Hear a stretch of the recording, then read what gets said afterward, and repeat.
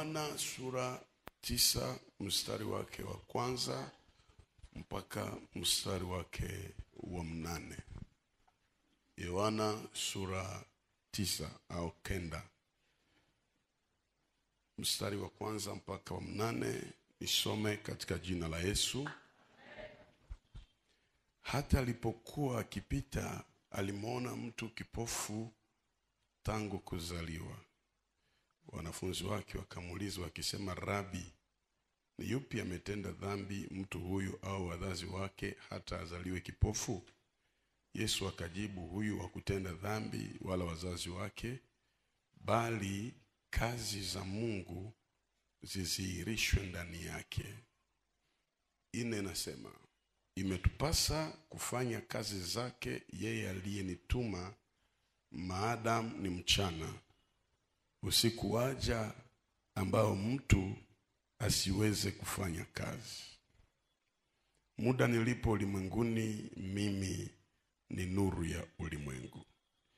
Alipokwisha kusema hayo, alitema macho chini, akafanya tope kwa yale mate, akampaka kipofu kope za macho, akamwambia, nenda ukanawe katika birika la Siloamu, maana yake aliyetumwa. Akaenda, akanawa, akarudi ameona. Amen. Tunaweza kukaa.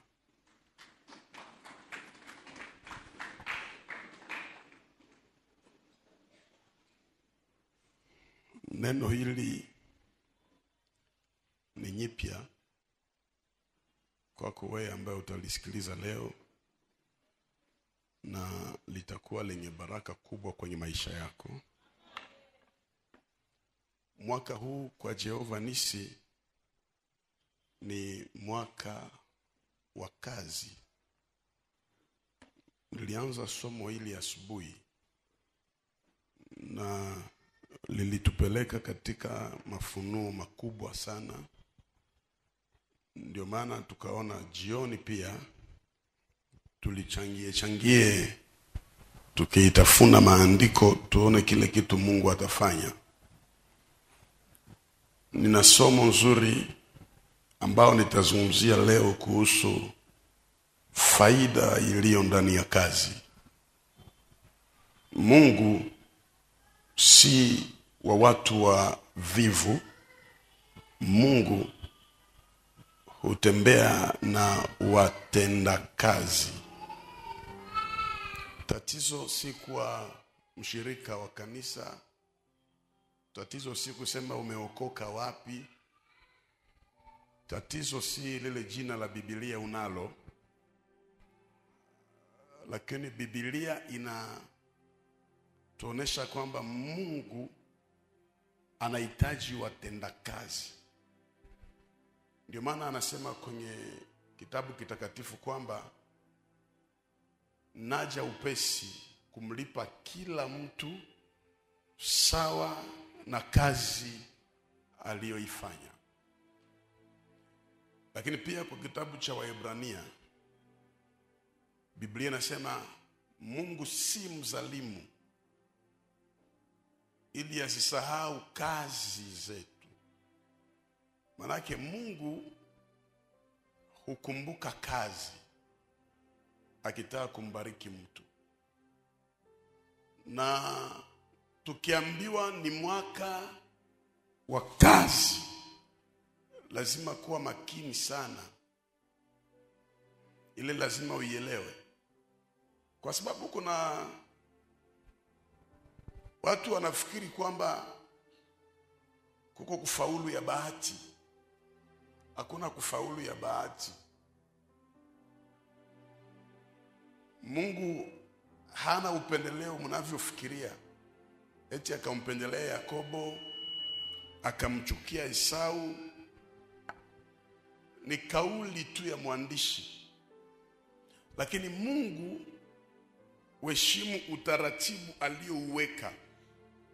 Ombeni mtapewa, tafuteni mtapata, bisheni mtafunguliwa.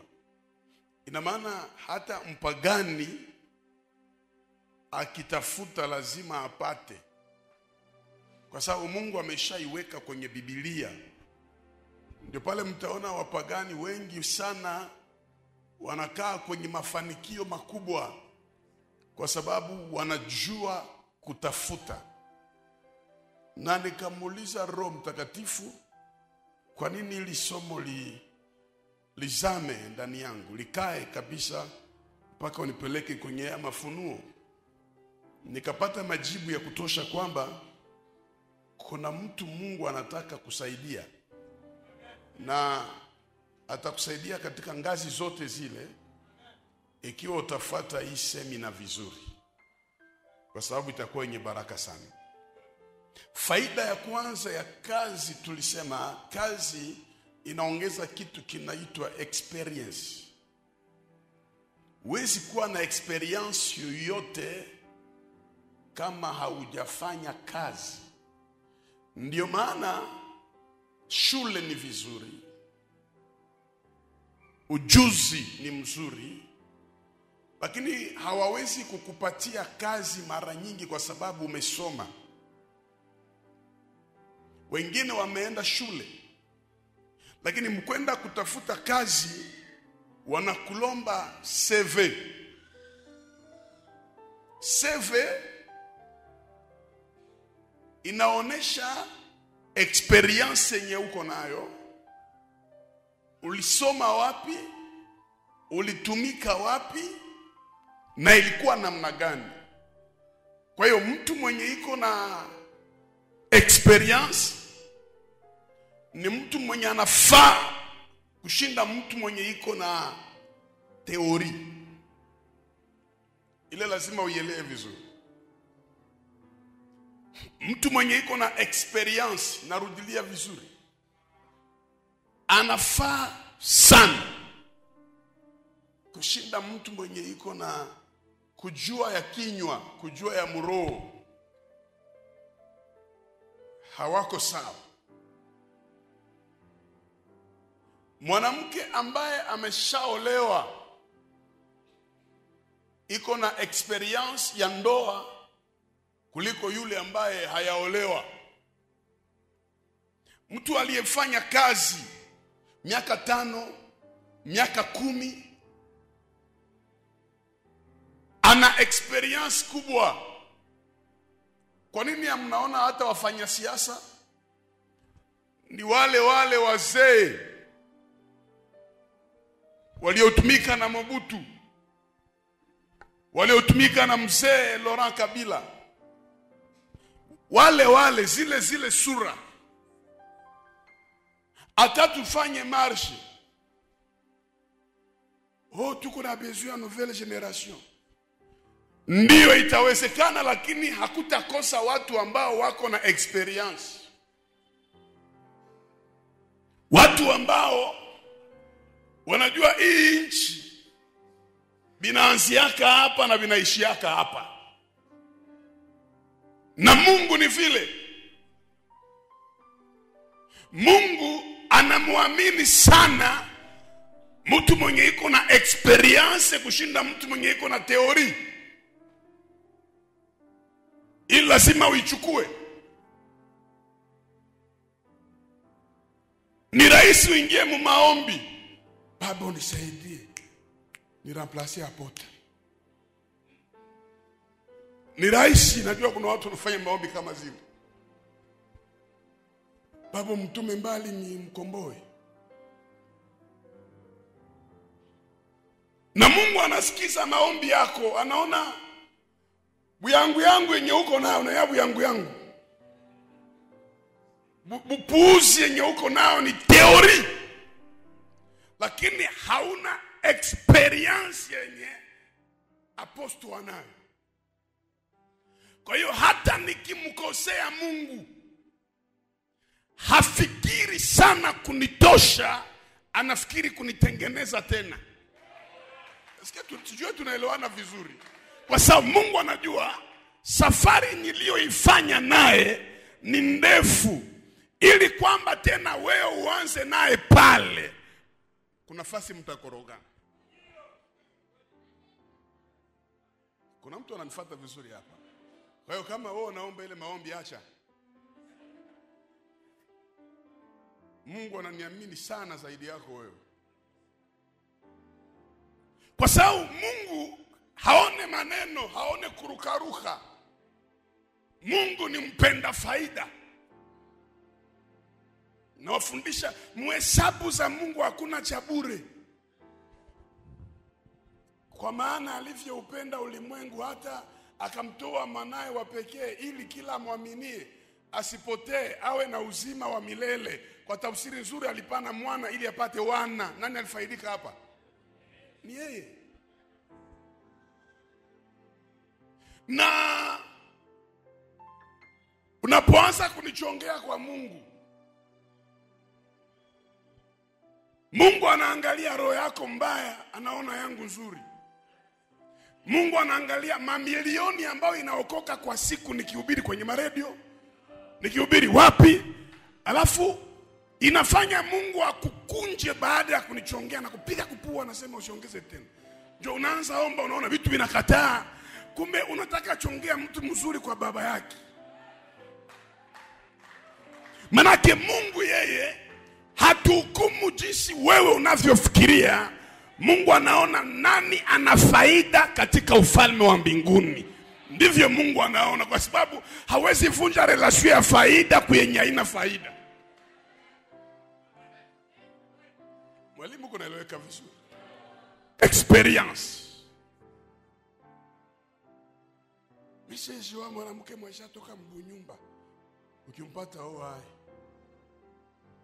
iko na experience. Ni vizuri kuanza na kadada kwa miaka 16, mejuka elewe. Il faut faire jeudi miracle 30. Njoo kuwe na comprehension na kale kadada. Faida ya pili ya kazi, baada ya kazi kukupa experience, kazi inaheshimisha. Sijui mimi naeleweka vizuri. Kazi inafanya nini? Inaheshimisha. Mtu akiniamini, ndio Yesu anasema, mtu akiniamini Baba atamheshimu. Ndio anasema mtu akinitumikia Baba atamheshimu. Ina maana heshima haikuje kwa kuamini. Heshima ni matokeo ya kazi, haiko shida ya miaka. Ndio maana hata nchi inalazimisha kuwapatia vitambulisho. Sijui kama Kongo wamesahau, lakini nchi zote wanakupatia vitambulisho, carte ya identite, wanakupatia passport, alafu wanaandika jina yako nani, lakini unafasi wanaandika profession. Wanaweza kutombokea soko kumstari, wewe jipange hapa kwenye line, ingia kwenye foreign. Alafu wanaangalia, anaitwa Mkamba, amezaliwa Walikale, wanasoma general pale. Wanakuheshimu kwa sababu ya kazi. Sasa kaka, usizani utakusanya heshima juu ya miaka. Dunia leo haiheshimu miaka. Kilima inaweza ikala pale Mogoma inakawia sana kabla hujazaliwa, lakini kuna watu wanakoyoleaka pale kumogoma. Hawajue miaka. Watu wanaheshimu kazi. Usianze jiweka kwa kuchumbia binti na huna kazi, utaongeza dharau.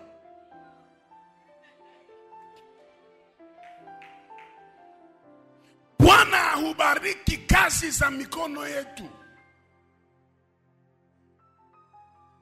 Usianze fikiria kupata mchumba mwatakuheshimia na hauna vile unafanyaka. Hautampata. Kazi inaleta heshima. Geukia ndugu yako mwambie kazi inaleta heshima. Hata kama haupokea yake kale kabaje tu. Kale kabaje tu hata kukilio wanasema kadri huyu. Kazi Usifanye kazi ya Mungu tu kama wito. Fanya kazi ya Mungu kama kazi. Na hii itakupa heshima. Sasa tuna matatizo kwa sababu tuna watu ambao wanatumainia baraka pasipo kazi. Haiwezekani. Ni wazimu sana ukipanda zile mbegu alafu utumainie mavuno tofauti, utakuwa huna akili. Hii maisha tunayo ya kufunga mikono alafu tusubiri baraka, itafanya kesho tutabiri uongo. Jambo la tatu, kazi inaleta marafiki wazuri. Kuna mtu yuko d'accord na mimi? Kuna zile kazi unaweza zifanya na zinakupatia baraka ya marafiki wazuri. Hawakujui kwa sababu wewe ni wa familia yao, wanakujua kwa sababu kuna kazi unayoifanya. Ndio maana kuna kazi zingine ambazo labda hujapata pesa, lakini unapata relations za maana, unapata connaissance za maana kwa sababu ya zile kazi. Mtu mmoja nipe amen vizuri. Sema inaleta experience, sema inaleta experience, inaleta heshima, lakini pia inaleta wanani? Marafiki wazuri. Hata kama marafiki wabaya hawatakosa, lakini kazi inapana marafiki wazuri sana. Kuna mabinti tu waliolewa juu ya kazi. Nishawahi kuongea na vijana, mke wako umemwona wapi? Ase kwa restaurant kwa alikuwa kana servir. Unajua sasa watu wanakala kukiti, dada uko na servir, wote wanakuona. Unapita huko wanakuona, unarudia huko wanakuona. Paka kuna mtu anafikiri naye utamserviri nyumbani. Kazi inaweza fanya watu ambao hawakusoma nao mjuane nao. Sasa tuna Wakristo ambao wanaishi kwa imani, na wana maandiko yanasema mwenye haki ataishi kwa imani, na wanasahau kwamba imani bila matendo inakufa. Unashindaka wapi sasa? Niko kwa nyumba tunasubiri parapanda, na ahadi za Mungu ninazo nyingi sana. Alafu tena mwaka inaisha na ulisema mwaka ni yako na huna hata juma hata wiki yenye ilikuwa yako, kwa sababu hauna kazi. Lakini pia kazi inaleta utajiri. Ogopa utajiri wa mtu ambaye hana kazi. Ogopa. Kazi inaleta fedha. Katika maisha ya kiroho au katika maisha ya kimwili, kila afanyaye kazi huwa anapata sehemu ya utajiri. Siseme utajiri ya kiroho, wasikuwa na kudanganya siniko utajiri kiroho, hako wake. Kwanza Yesu yuko kontre ya matajiri wa kiroho, anasema heri maskini wa roho. Kwa hiyo mtu anaweza kuwa Kristo anakuambia hata nikose vyote lakini rohoni nimejaa baraka. Hakuna kitu anacho. Utajiri ni pesa. Hayatokea maombi Biblia yote ya kuleta pesa. Inaweza leta chakula maombi, inaweza kupatia ndoa maombi, lakini maombi haikupe pesa. Pesa utafanya kazi. Ndio maana alipolipishwa kodi Yesu hakuambia Petro aingie kwenye mafungo kuomba siku 40 wapate pesa. Alimwambia nini? Aende akaloe samaki ili apate pesa. Kuloa samaki ni kazi, maana yake njia moja ya kupata utajiri ni kazi. Kazi. Na ni vigumu uendelee kwenye kazi ukiwa mtu wa kiburi.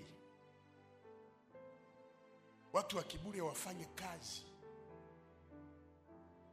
Kuna watu susi yao ni kuaparetre, na mtu mwenye yuko na susi ya kuaparetre atafiniri kudisparaître. Kwa sababu akikosa ile moyo ya kuaparetre, akimuima nayo wanaonekana tena mkanisa sasa, ninaona karama yangu baisukume mbele. Basi alikuwa na nia kuonekana sasa mwanya na kosekana. Kazi inaleta fedha. Mwache maombi ya kupiga mikono. Napokea dola, napokea dola, napokea dola. Tafungula mikono hata fra.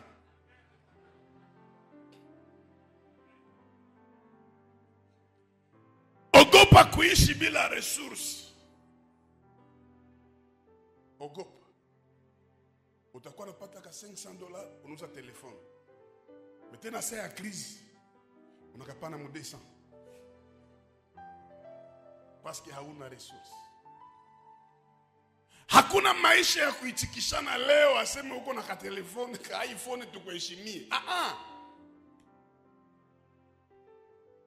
Bila habikuwake tena mudunia ya leo sio ukwe mka ceremony uko na filme, watu wanakuchekaka. Kwanza kanisa za kujiheshimia ba filma kina telefone tena. Wanakuambia acha vile. Fuata neno. Na kale kama macho tatu kakurudisha mfuko. Hakuna mtu atakuheshimia juu ukiwa na maveste za bei. Watu wanaulizaka anafanyaka nini? Resource yake ni nini?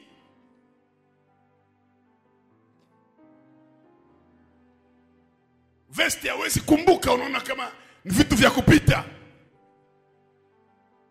Unaweza mtu tulikuwa tunajikaza, unakuwa na shimizi ya jaune, kesho ya rouge, ya bleu, ya chocolat, kesho ya baone kama unachanja.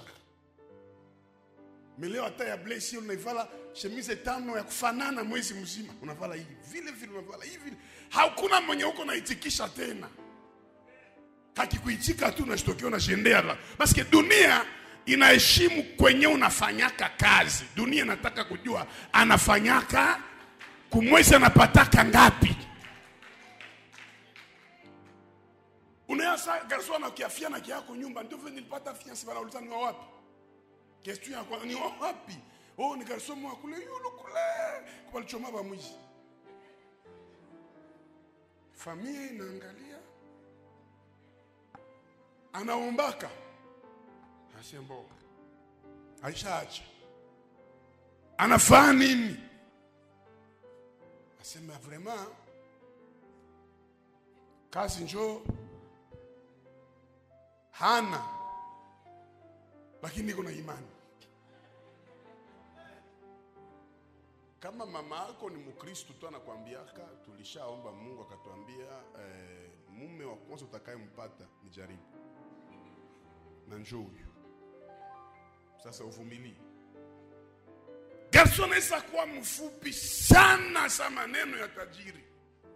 Lakini akiwa na kazi na mrefu shaka. Familia nasema ule garso yuko mrefu, haiko mrefu njoo mtu. Mrefu ni raisonnement, ma logique zinaanza. Anaweza kuwa mfupi kumwili lakini mroho. Paka baanze una mrefu ya roho ya mtu manake mfuko na refuka. Sasa niulizie jirani yako mwambie unafanya nini jirani? Ninyi msione Apostle Gabriel amesimama hapa. Mimi ni mtenda kazi. Mimi ni mtenda kazi. Na Mungu anayua. Mwekipe ya Mungu ya mbinguni anayua ukiana ni ataka. Ata nitume mpori ya wapi ndayaza. Eske tunaelewana vizuri? Tulishapanda mamoto.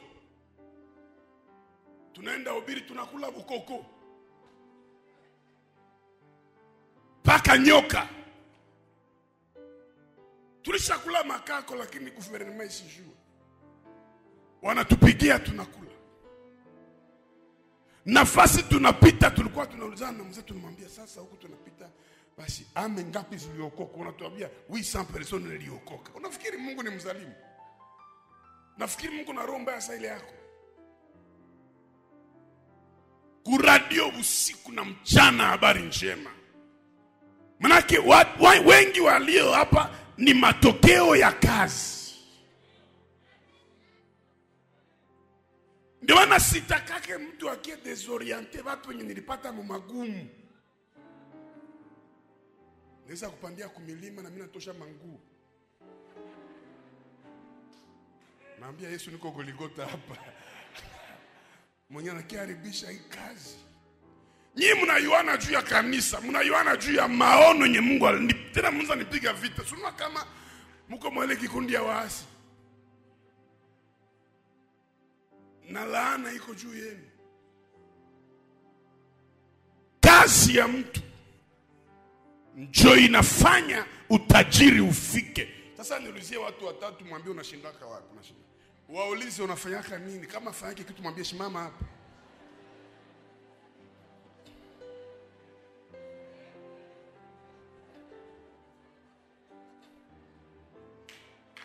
Kila kitu kizuri duniani, mtumishi wa Mungu Dave, Mungu amekitia ndani ya kazi. Nini iko butamu kushinda pesa? Mpesa hamuna chumvi, hamuna sukari, meiko na butamu yake. Ukipata tu pesa unasikia tu unashulisa. Kitu ya pili ya butamu, sitaki nifungue, lakini ili uisikie lazima utende nini? Kazi na jasho itoke. Sasa usipotenda kazi kwa kile kitu cha pili, hakuna chochote unachokisikia. Sasa hii kizazi kimeharibika kwa sababu wanaofurahi ni vijana. Waliopashwa furahi ilibidi kwa, ndio maana haitwe kineno cha ndoa. Haiko kineno cha ndoa, ni kinini? Kitendo cha, kwa kasi kingine kikazi. Kikazi cha ndoa kina uzuri sana. Hamna chumvi, hamna sukari, lakini mna kokoliko za mbingu ambazo Bwana alizitengeneza. Mimi siasikiaka utamu ya kile kitu. Wewe hauko mtenda.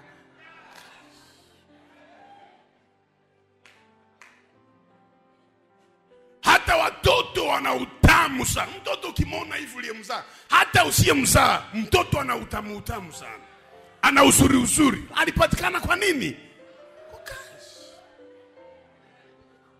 Kazi ya kiuno cha baba na kazi ya tumbo ya mama. Mtoto akatoka. Ndio maana ukigusa mtoto wa mtu anakumbuka ile kazi.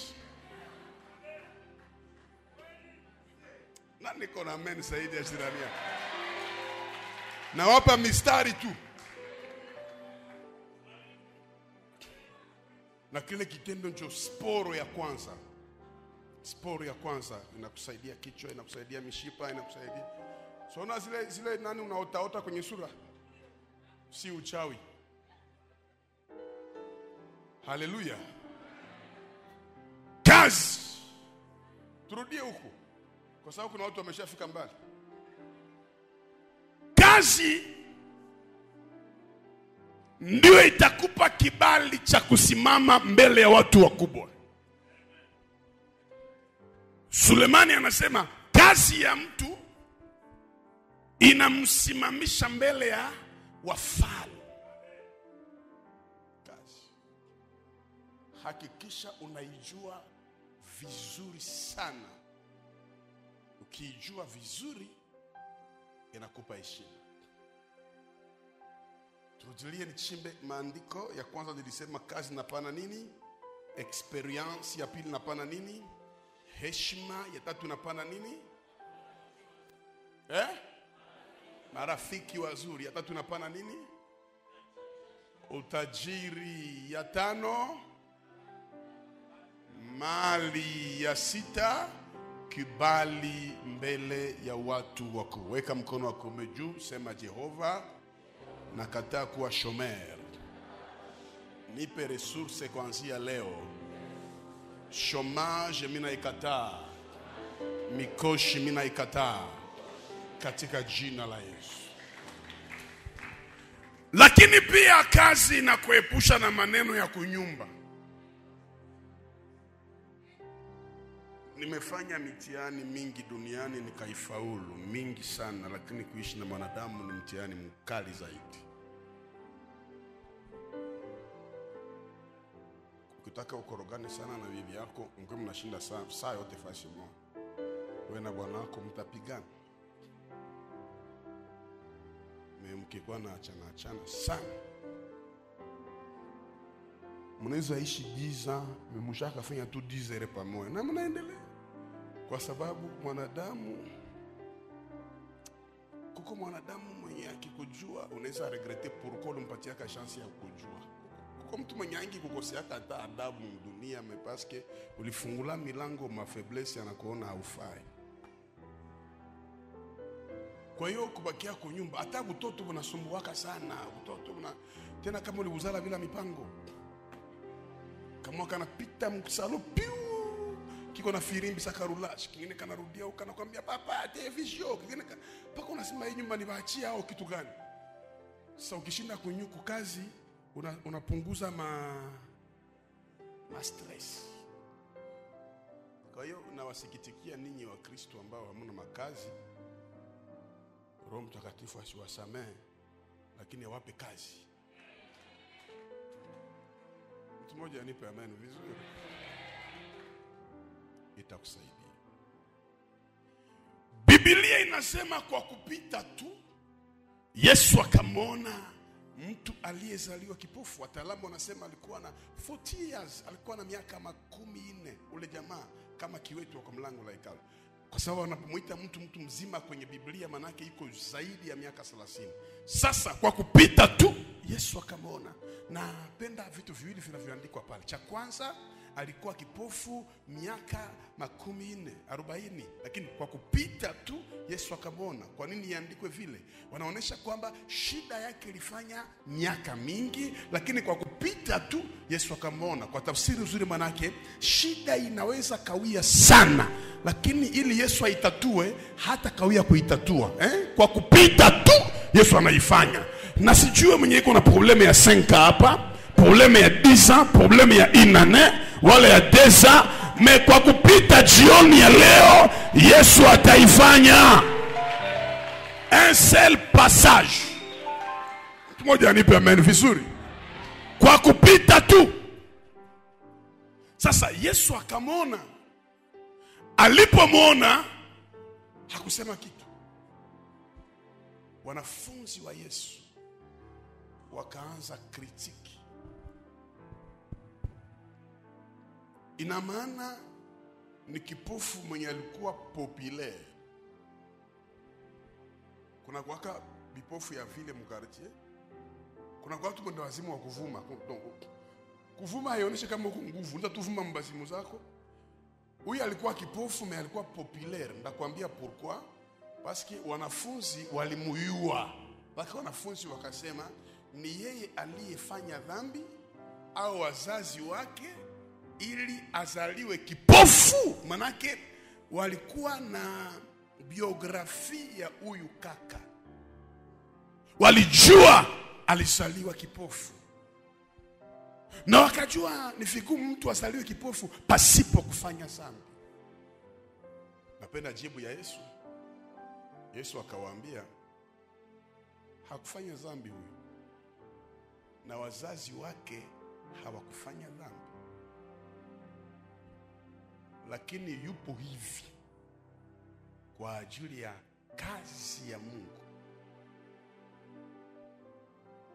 Soma Biblia vizuri. Hiki tumenipa ufunuo sana. Kama yupo hivi huyu ni kwa sababu ya kazi ya Mungu ipate kujidhihirisha. Kwa ingine tafsiri ni kwa sababu ya utukufu wa Mungu. Kipofu alikuwa anasikia. Kipofu hakusema chochote. Kipofu alikaa kimya. Alijua wanafunzi ndio wanasema nilifanya dhambi. Heureusement Mwokozi iko hapa mwenye anayuaka mwalifanya dhambi. Na Mwokozi ndio ananisemea, anasema sikufanya dhambi. Tena niseme nini? Aba wanafunzi biko tu na critique lakini havana solution. Me huyu Yesu yeye hana critique me iko na solution. Utajiatashe kwa nani? Nifate wanafunzi. Mulisema mama yangu alifanya dhambi wala babangu na mnajua mimi nateseka. No, nyamaza kimya. Mtetezi wako atajiokipe na. Kipofu alikuwa kimya, ni mtu wa heshima sana. Uipofu wa leo Angeambia Yesu, acha niongee na huyu Petro. Wewe mama yako anayo, hana dhambi. Baba yako wewe hana dhambi. Tati yako wewe. Lakini sasa huyu jamaa alikaa kimya, alijua mtetezi wake yuko hai. Usipoteze sana muda kwa kwenda kuongea vitu. Acha maisha conclure realite moja juu ya via kwa bakie nayo. Na usiende idementir kumwambia biko wake vile abakie na. Mimi nisha comprendre kama mtu apendi kuelewa na hata kuelewaka, hata uandike mbele uboeleze habikukwaka vile. Hata elewaka. Na wanao kupenda watakuelewa bila maelezo. Baada ya Yesu kuongea akasema, kuya. Tosha mate mkinywa.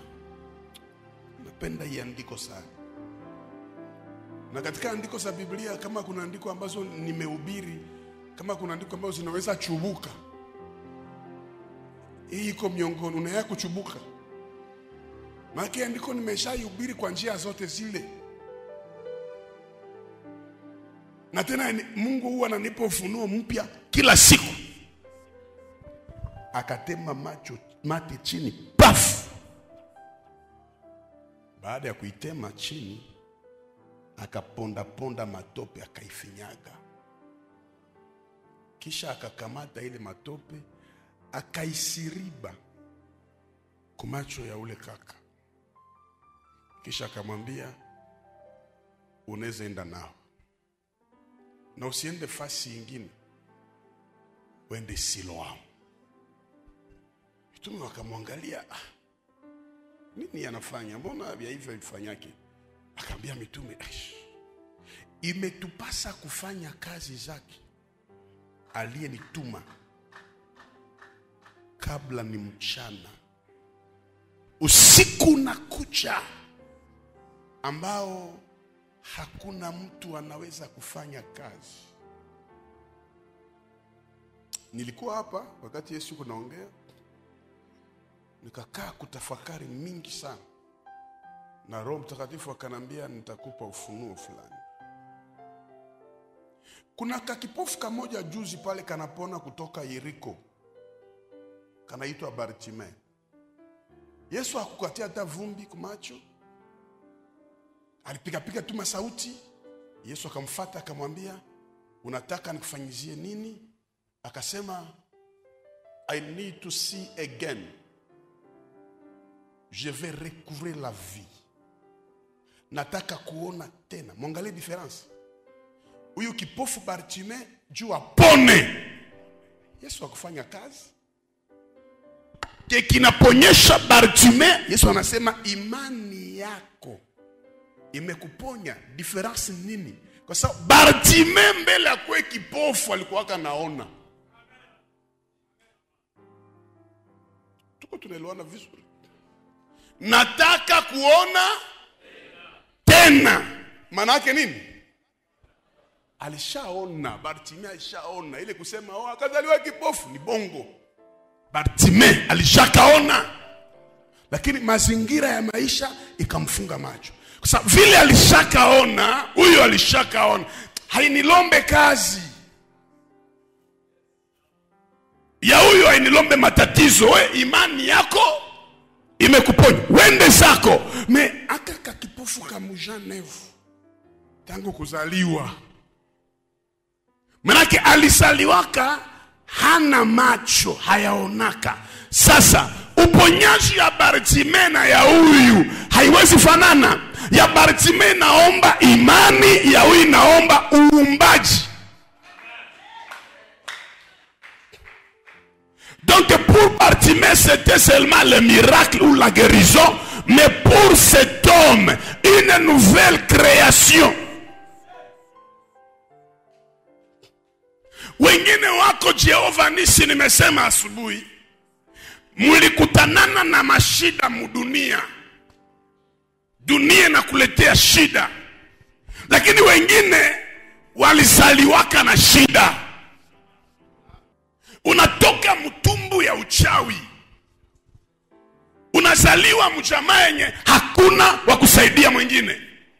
Mwenzako anazaliwa murishese, kisha banahomba, pesa inaomba. me alishaka onja richesse. Sasa tunaanza maombi, hatuwezi omba sawa. Sasa tunaingia mkanisa, hatuwezi tembea sawa sawa, paske huyu yeye alishaona. Mwenzako alishaolewa na akatoka mundoa, yeye alishaona. Wewe unakuwa na 43 za na yaolewa na ungali na mafieri na makeup. No, wewe unatakiwa kuambia Bwana niumbe upya. Eske mnanifuata vizuri hapa? Nataka kuona tena wende zako. Imani yako imekuponya. Mejuu ya huyu kipofu mwingine hakuna vya wende zako. Kiani kusiliwe matope. Sasa ngilikuwa kipofu manyana akili ase mbona nilisikia Bartime hakumpagalaka hivi. Kuna kwa tema comparaison. Mbona mimi nilisikia Bartime ulimwambiaka tu na akaenda na kausa mimi nikufanye juu nifanye hivi. Yesu angimwambiaka mbobakia na matope na upofu yako. Response ni moya, we na Bartime hamuko sawa. Na sana nilikuwa mimi napita, Bartime aliniitaka kalalamikia, wewe ulikuwa tu kipofu hapa na uko kimya na mabukaramusi yako upendi sema.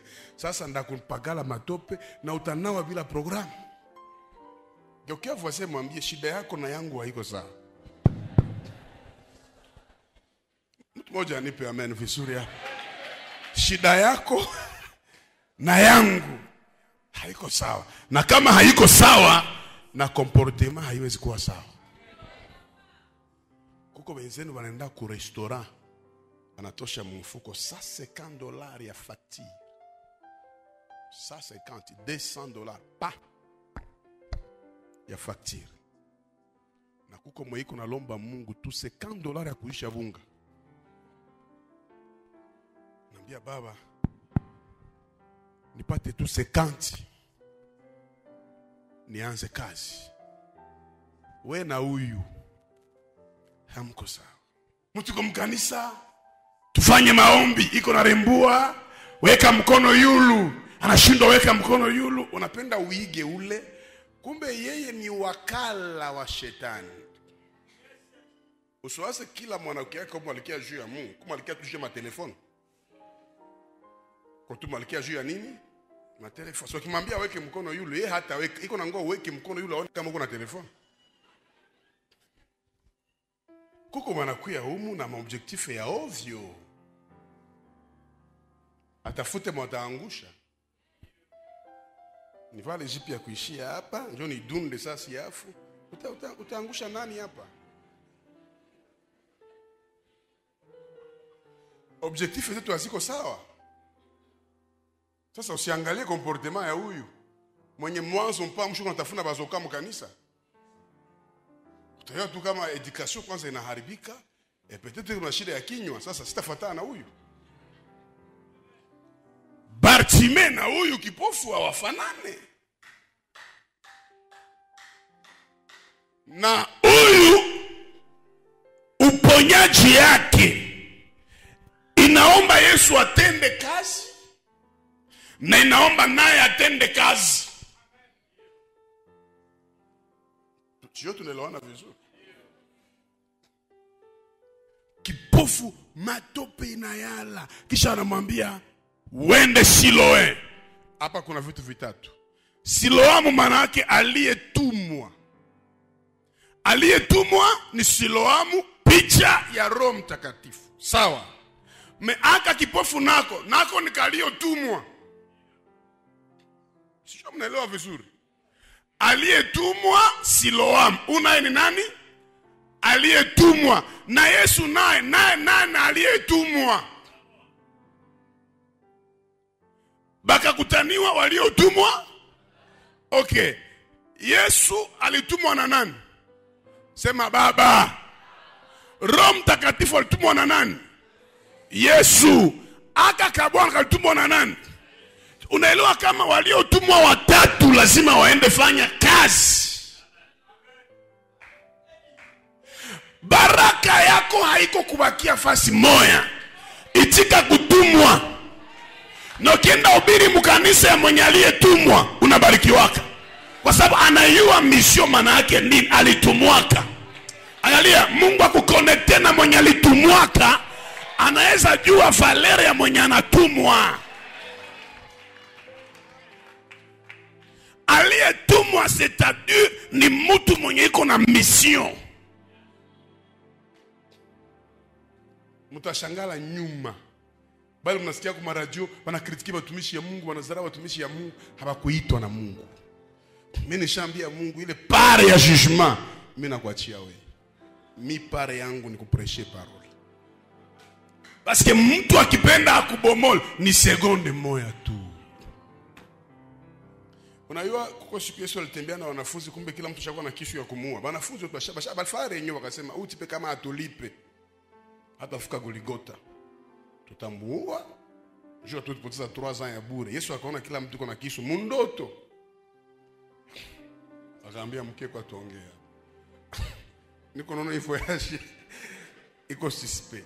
Ndio akawaambia mwenye ana kisu katikati yenu auzishe koti yake, auze kisu asenjo hizi.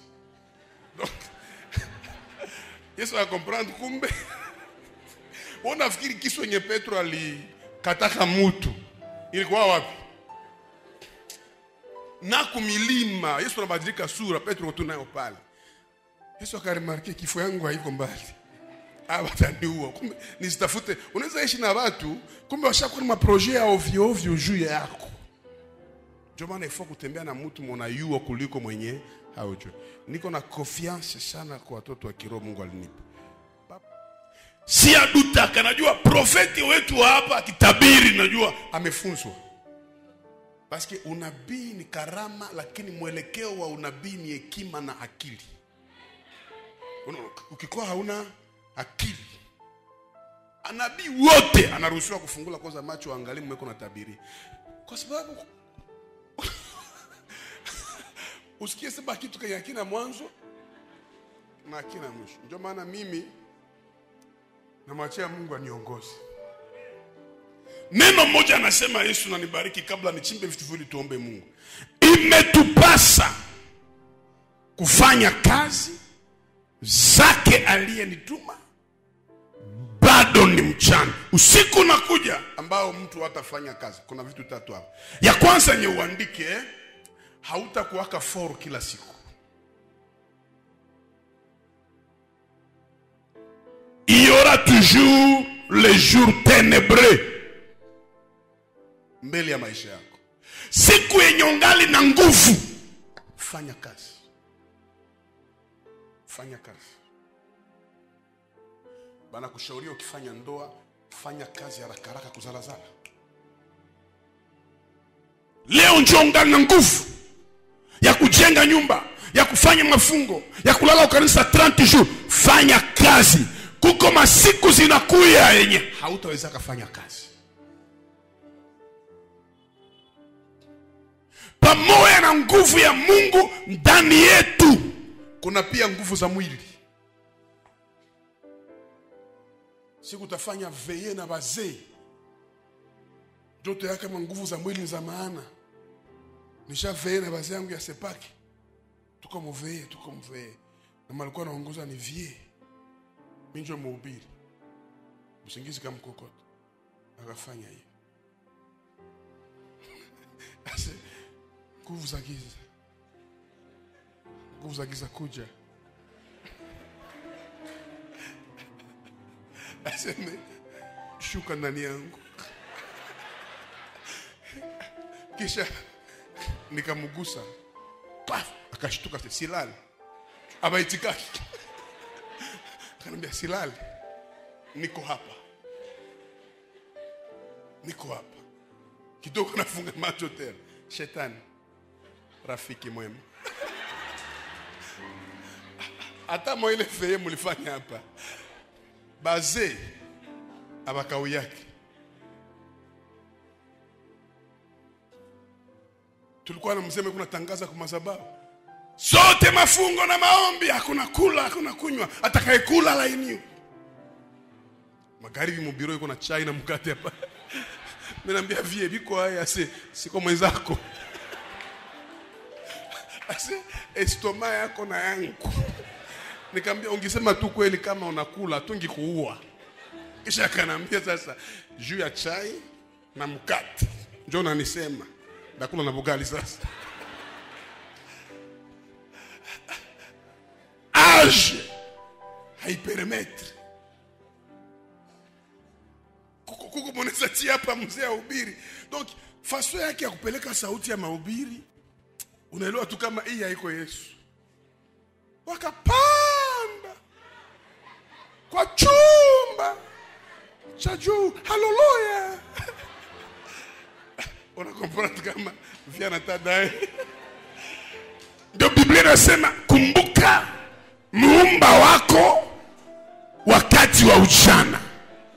Wakati angalia Jehova ni sina neema sana.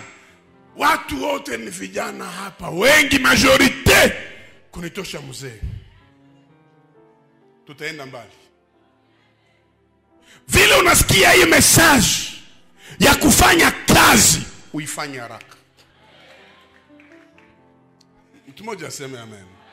Aseme inatupasa, c'est-à-dire c'est un devoir, c'est une obligation. Imetupasa, manake kufanya kazi haiko shwa. Inatupasa kufanya kazi. Na kama kuna watu wanakuwaka na determination mudunia, niko miongoni mwao. Mimi nikisema tutapita mainji ya kesho, hata Kibambazi tunapita pale kesho. Paske ukipanga kitu lazima ukifanye.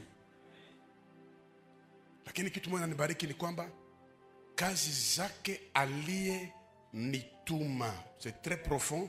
C'est-à-dire guérison ni kazi ya Yesu. Délivrance ni kazi ya Yesu. Kufungula macho ya kipofu kwa huyu ni kazi ya Siloe. Siloe image ya Saint-Esprit. Tuko pamoja. Kupaga matope, la création ni kazi ya Baba. Manake Yesu alijua hii kazi mimi nafanya hapa ya kupagala matope, hii ya uumbaji. Mimi na comprendre que haikukuwa Galilea, haikukuwa Kapernaum, balikuwa mu Jardin d'Eden. Kwenye Yesu anageuka muumbaji na piscine iko pale.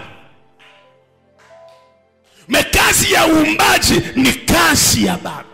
Ndio maana anasema imetupasa kufanya kazi zake aliye nituma. Manake mwana mzuri anafanyaka kazi yenye Baba alimtumaka.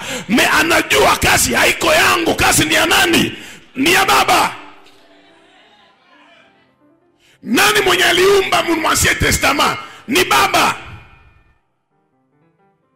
Mwenye atafungula macho ya watu ione ni Roho Mtakatifu.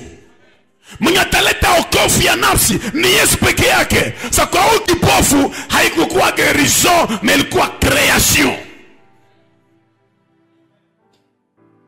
Ndio maana ya kusema hii kazi niko nafanya ni ya Baba. Na anasema imetupasa tufanye kazi ya Baba. Hapana kazi yangu mimi, ni kazi ya Baba. Let me tell you something. Kujenga kanisa, tunajenga kanisa. Unafikiri ni kazi yangu mimi?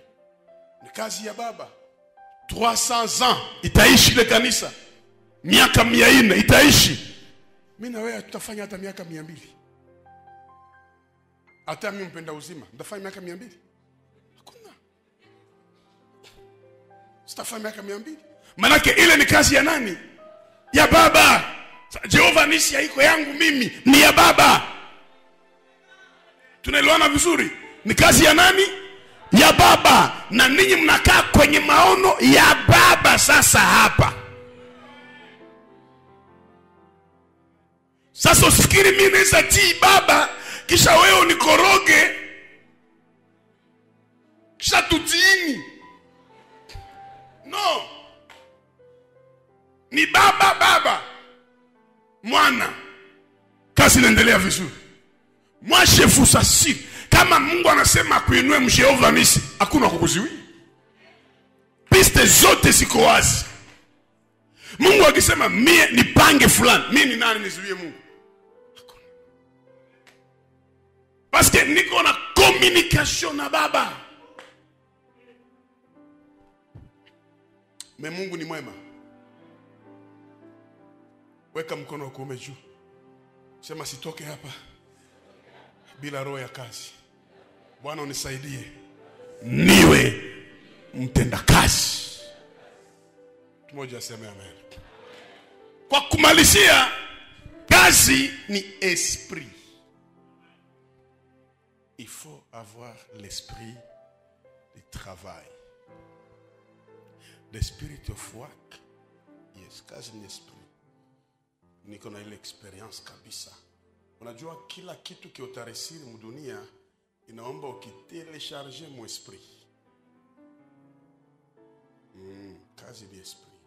Yao zikia nihubiri aseme Josefu alishinda usharati. Igeni Josefu. Yusufu hakushinda usharati. Huwezi niletea sisi mafundisho hapa. Hakosa moyo wake alikuwa bibi ya nani? Alikuwa bibi ya general. Wewe unaweza toka na bibi ya general? Hata uokoke ili nispeak gani? Aliogopa kifo. Lakini kwa tafsiri nyingine ule mwanamke akukuaka mwesprit ya Joseph. Na kitu yenye haiko mwesprit yako haina nguvu kwako. Sio kama uko d'accord na mimi. Tena ilikuwa ni kimere. Sasa vijana 18 na tushimama.